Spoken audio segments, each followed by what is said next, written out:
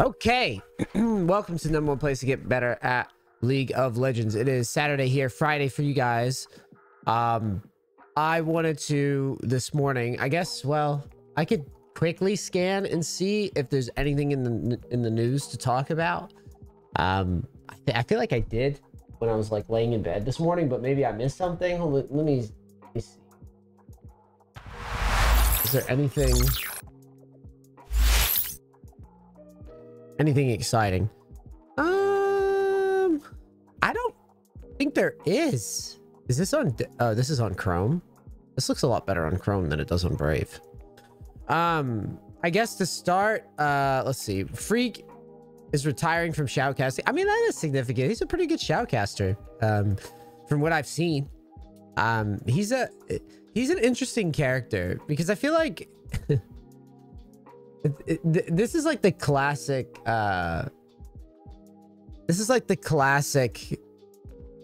Riot guy, he's gotten a lot of flack over the years for his takes and for his opinions by the esports scene.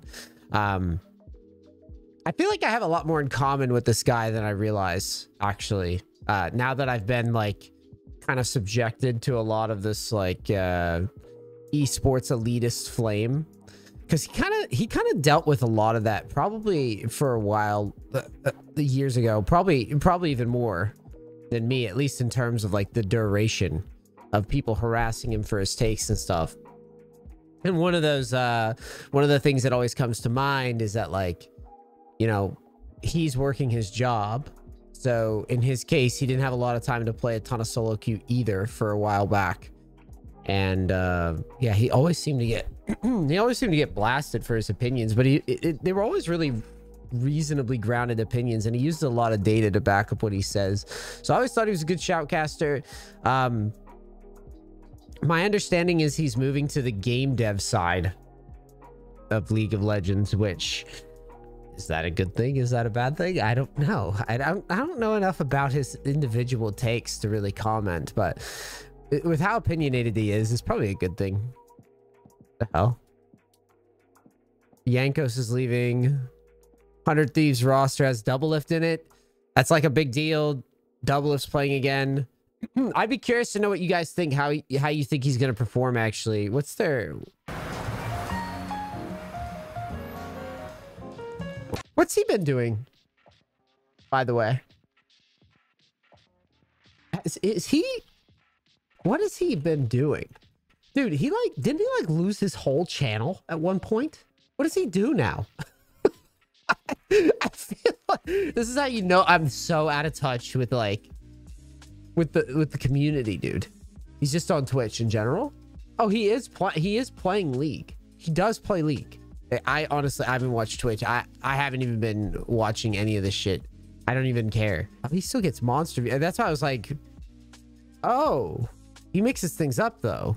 Oh no, he doesn't. He's just playing games in queue, I guess. I see a bunch of shooters in here. Their marketing is great, man. I think it would be, he's gonna fucking cane. I'm glad I watched this. They have just an undeniably good PR team, don't they? It's just so good. I don't even give a shit about this stuff. It's so good. I can't even hate on it, man. I hate esports. I hate LoL esports. It's so good. He gave him a cane. Oh god, it's so good. That's a smooth fucking... That is a smooth announcement, dude.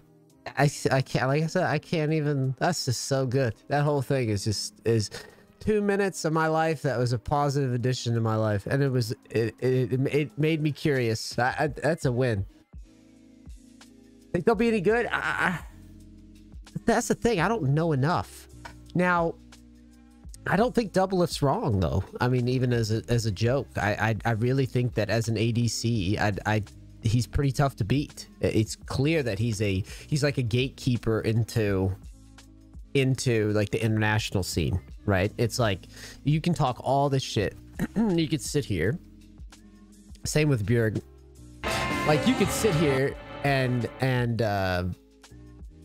talk all this shit all you want about this scene, right? But like at the end of the day, if you can't beat like Doublelift or like Bjerg,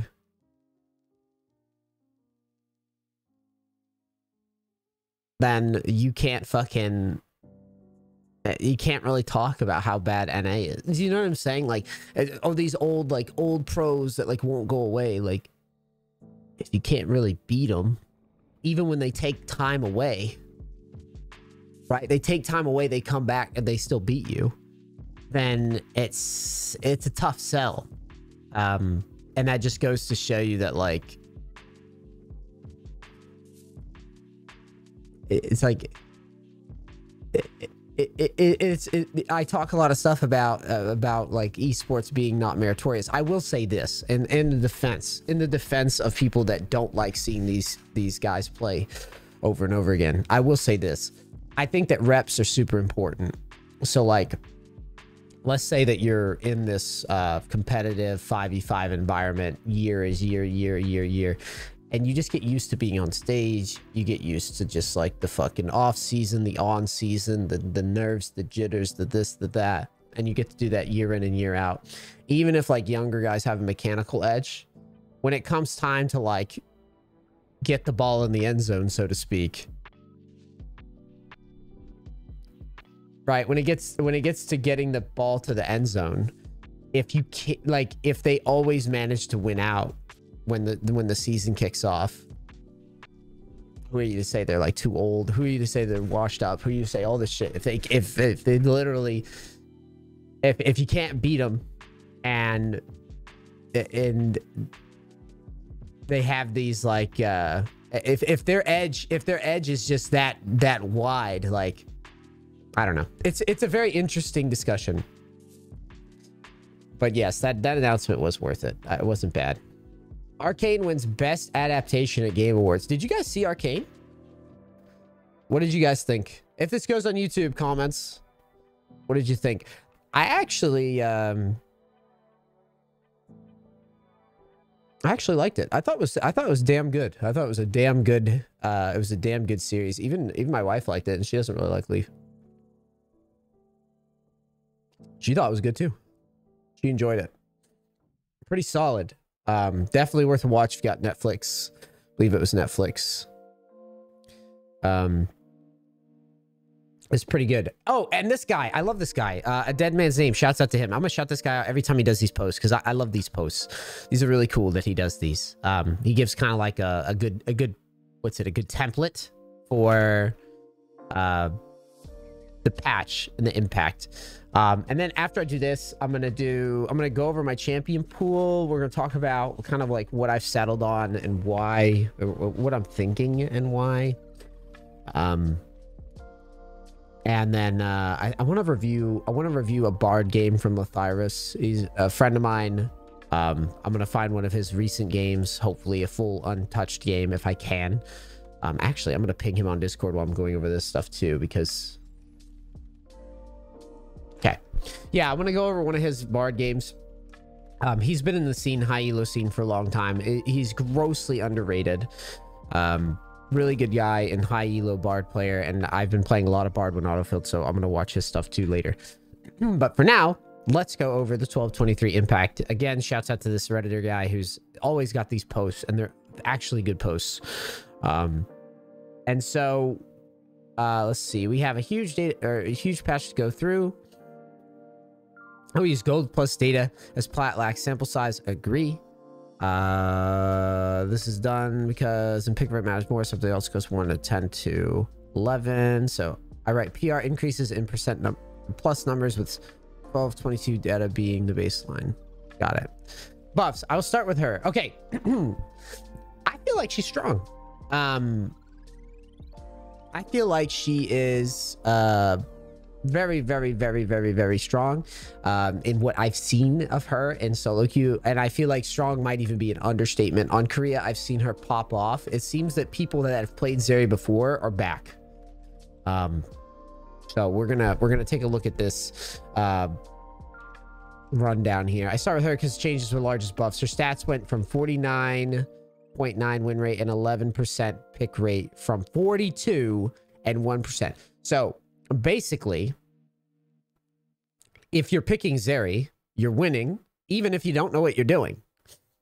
And yeah, that kind of aligns with what I've seen in my games. I feel like I've seen her pop off like disgustingly so.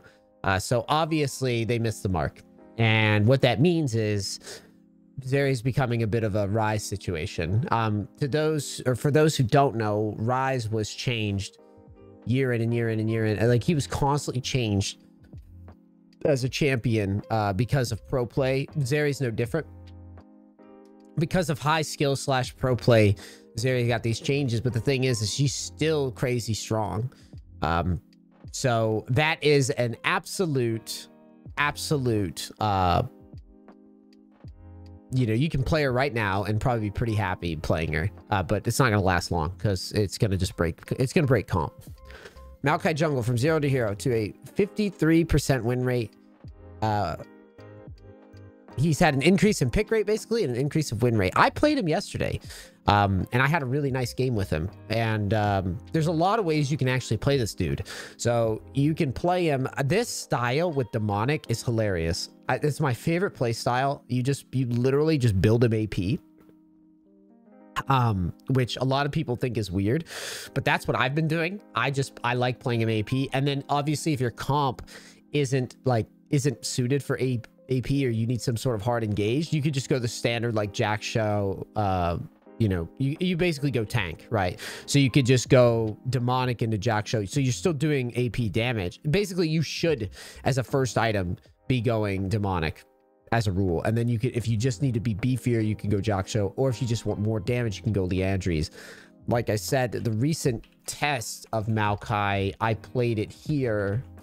And he performed pretty well for me, I would say. I don't know. I mean, I don't know if it's suitable for this type of game, like the game tempo or whatever. But he's certainly not bad. And by that I mean he's just not like Maokai's not like a 1v9 carry.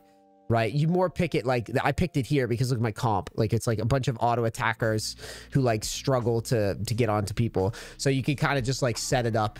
You could like set up plays and they knock them down, or you could control objectives. And since they didn't have a lot of utility, right, Maokai works.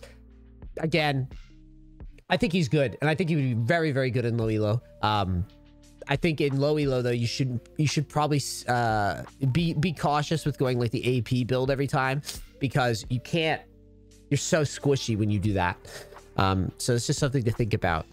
Let's see. It looks like support is going up too. And the items are still the same as he was saying here. And your even shroud look, your mandate. I find it interesting. Oh yeah, it's even shroud. Dead man's plate is usually. Oh, and you can even throw in a demonic too. You can play demonic as well. So it looks like demonic's just like a high value item in general on Maokai, even in support too. Interesting. I never thought about it, but yeah, you could just do AP here too. There's no harm in it. Zach is back, dude. And I've been talking about this for over a week, and I'm saying that he's broken. He's had a big increase in win rate. And Radiant is really, really good as his first item, right? And dude, I can't imagine. Did they talk about his laning too? His lane was already broken. Dude, I'm telling you, if you haven't picked up this, if you like Zach at all and want to play him, dude, play him. I'm telling you right now, this champion is outrageous. If I see this guy a lot today, I'm gonna ban him. I knew this buff would raise his win rate too. I mean, and here's the thing. Obviously, this is gold. This is gold and up.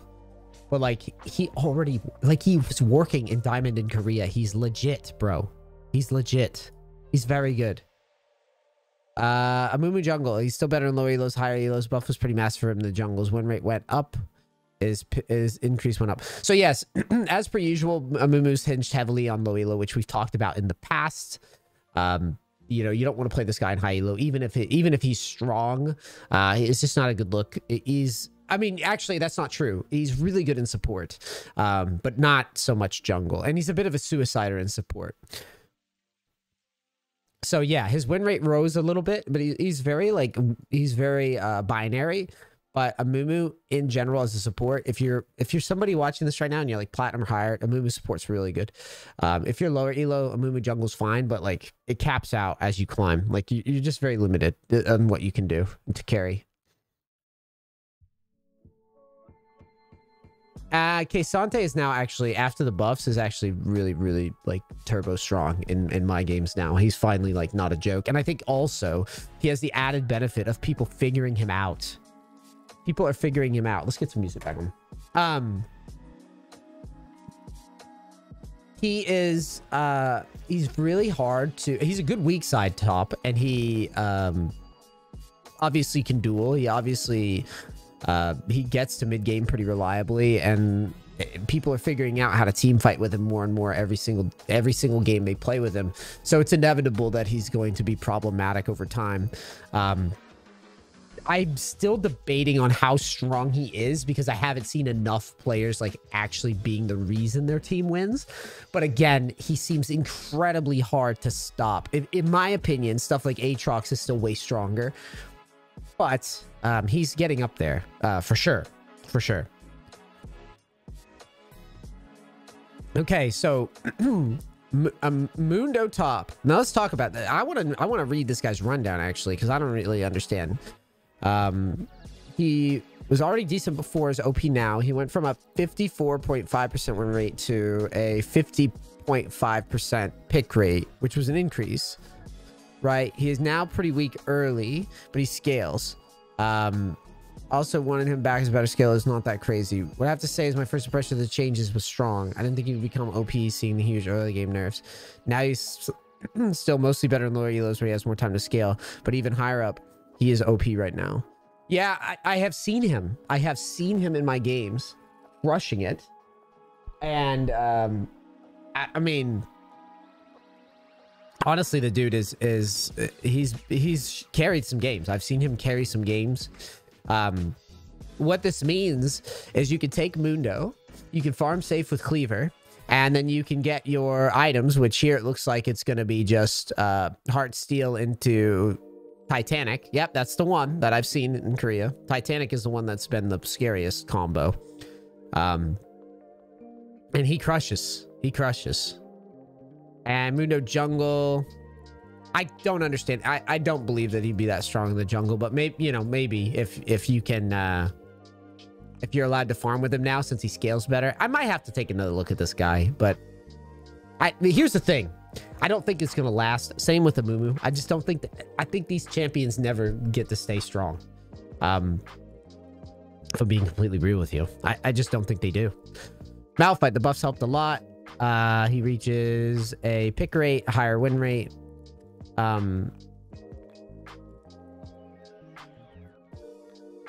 Yeah, so people are basically skilling the wrong orders. Yeah, here. If you start the right orders, you're going to get a better result with Malphite. People are fucking it up.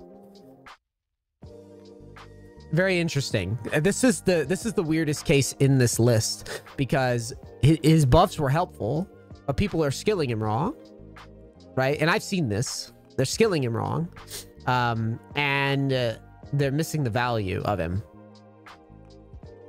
Cassidon, this one, he became one of the best solo queue mid laners. He went from a 52% win rate. This is gold plus. He's got a higher pick rate, and his win rate is up. Now, here's the thing. Again, like I was saying before, don't pick him into AD champs. But if you got an AP matchup, it's a good time to pick it. I need to fucking buy this guy for my account actually, for AP matchups, because he's very, very good.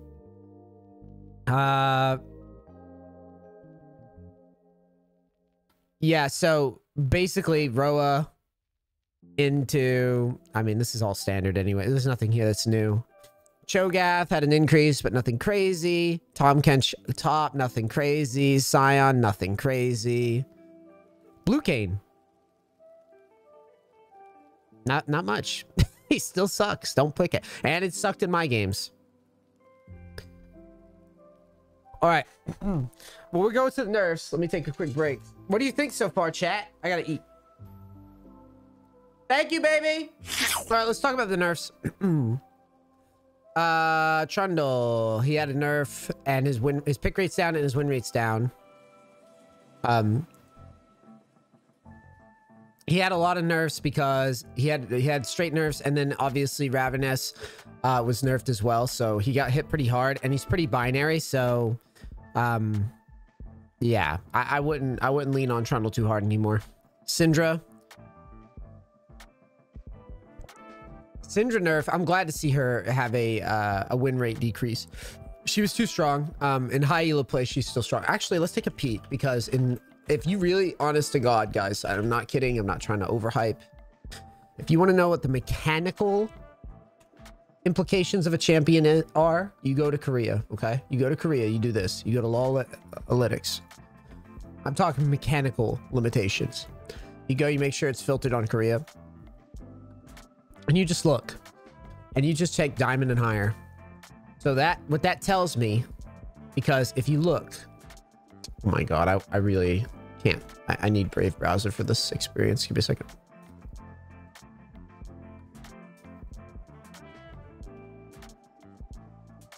Look. You take Syndra. You put it on Korea. You put it around like diamond, right? Or plat. Okay? And then you just filter between like the current patch and the previous patch. And what this tells you, in my opinion, mechanically, okay? What this tells you mechanically is where champion sits, okay? So that's 1222. She was owning my games. Like, she was shitting on my games, okay?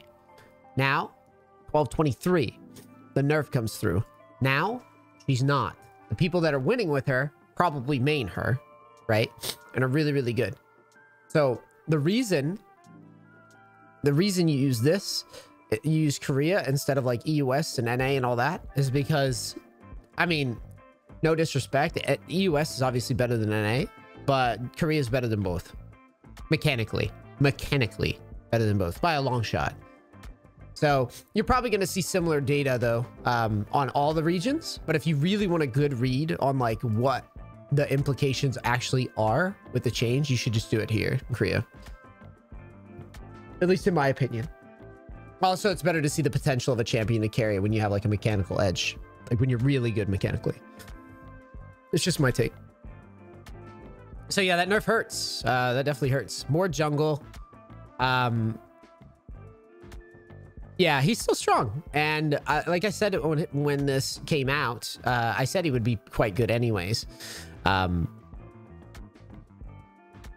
This guy's saying demonic first. Try it out. Interesting.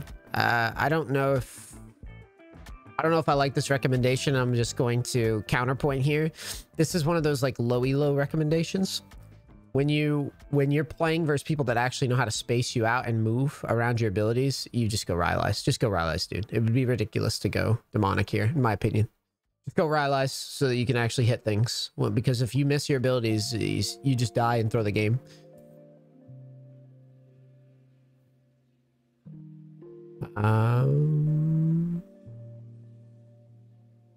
And more top is fine. Yeah, so I think he's good still. And it doesn't seem like even in upper elos, he's still annoying. I mean, it's not gonna be him that carries. It's gonna be his team, but he's still annoying, and he's gonna make the game harder if his team's winning and he's breaking even. It's gonna be hard to win. Shyvana, I have not seen as strong. Honestly, I haven't seen her in my games doing anything, so I can't really comment here, but it looks like the nerf did hit her reasonably. Yumi.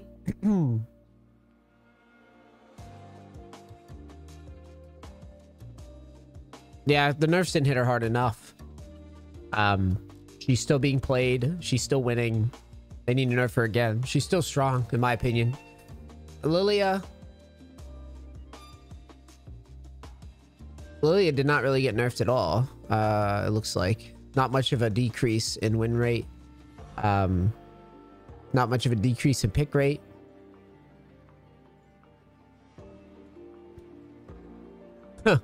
I like the analysis here. It wasn't actually, the nerf wasn't actually that small an impact. It's just that the last patch, most people still built her wrong, and now many more people adapted, boosting her win rate.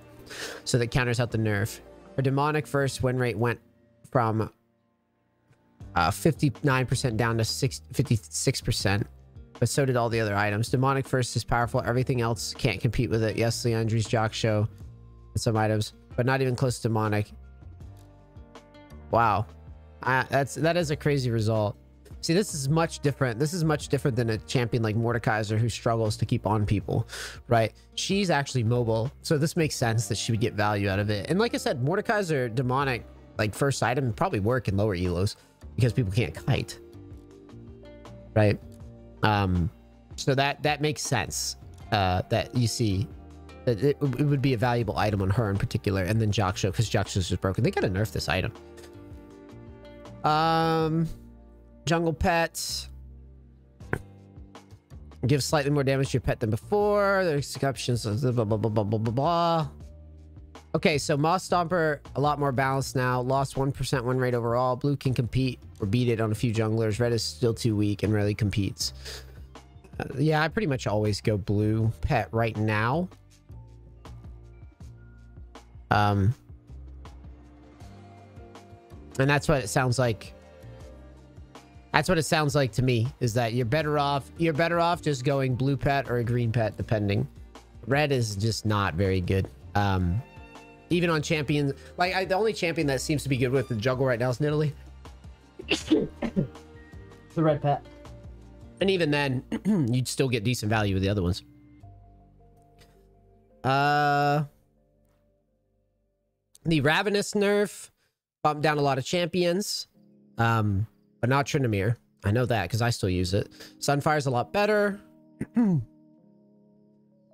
Sorry for clearing my throat a lot today. I just ate, as you saw.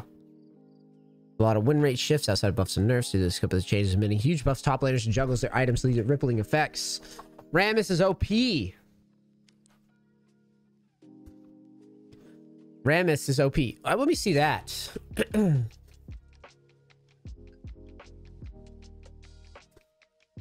Would love to see the data on Rammus. I don't think I'd play him. Because I'd rather pick my nose and play Rammus on 9 ping. Holy shit, but they ain't playing. Maybe I should play some Rammus. Huh?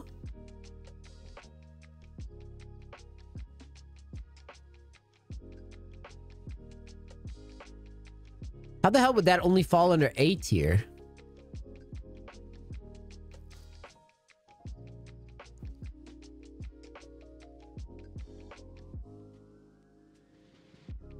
Bro, maybe I should Rammus it up.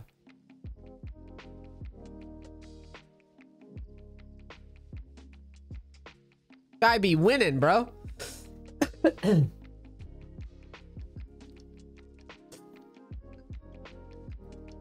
Guy be winning games, bro. I guess play him. I guess maybe I should play him if a team goes big AD. Maybe. I mean, I'm pretty sure I could play Rammus nearly first timing it in games. I mean, he's pretty easy, but I haven't played him in years. He'd probably still win though. Weird. Wukong is down because of the Ravenous nerf. And then he's obviously dealing with tank buffs as well. He's still strong in the jungle, true. Her pick rate went up each patch, but her win rate is 48.5%.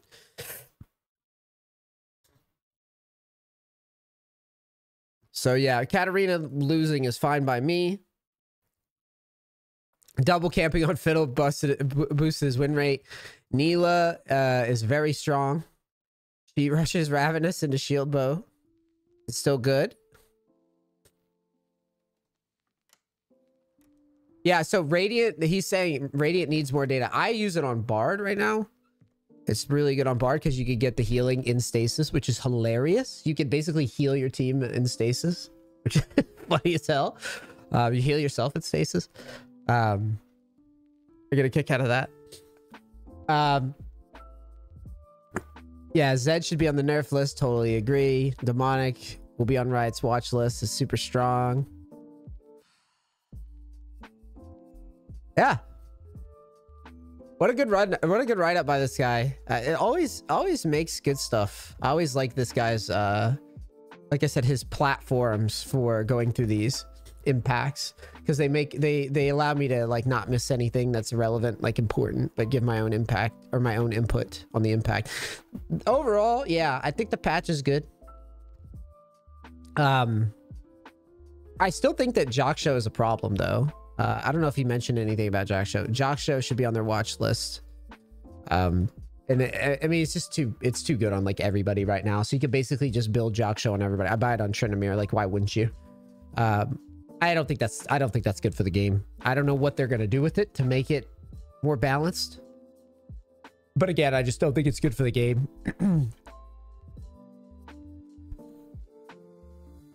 I don't think it's good. Bruiser's building this item. So yeah, again, let me know what you guys think about the 1223 patch. What you guys want to see, how you guys are enjoying the game. I'll be honest, from where I sit, I do feel like content's a little dry. I think that people aren't really, right now, people aren't really searching for League stuff as much.